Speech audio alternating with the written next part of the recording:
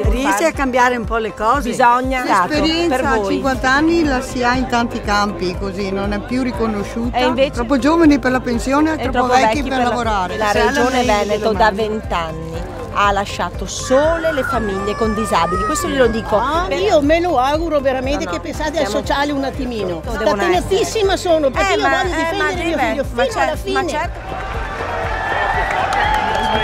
Perché sono scuole che valgono anche più delle altre, che sono capaci di dare a un futuro a dei ragazzi che altrimenti non saprebbero quale futuro costruirsi. Perché la scuola è l'unico ascensore sociale per garantire a tutti di imparare un mestiere. Bisogna avere coraggio, abbiate coraggio. Steboni, un attimo, vi dico una roba, seguite i politici, controllateci, perché è importante che i giovani si riavvicinino alla politica indipendentemente dagli schieramenti. Me li vengono a chiedere perché escono preparati per le aziende. Ho visitato già 70 aziende, tutte mi hanno detto la stessa cosa.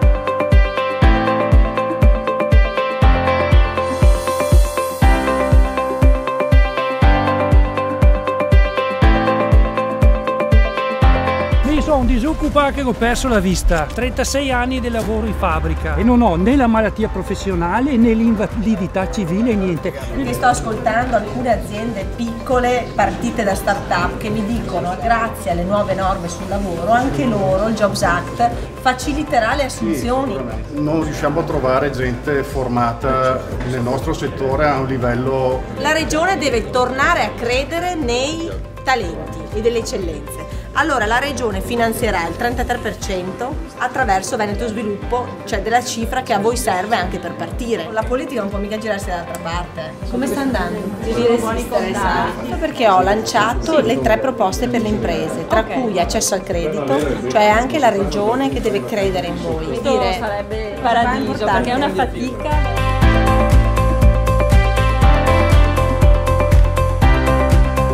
Questa è un'azienda agricola di 30 ettari, si fanno attività riabilitative con persone col disturbo mentale, è appena nata.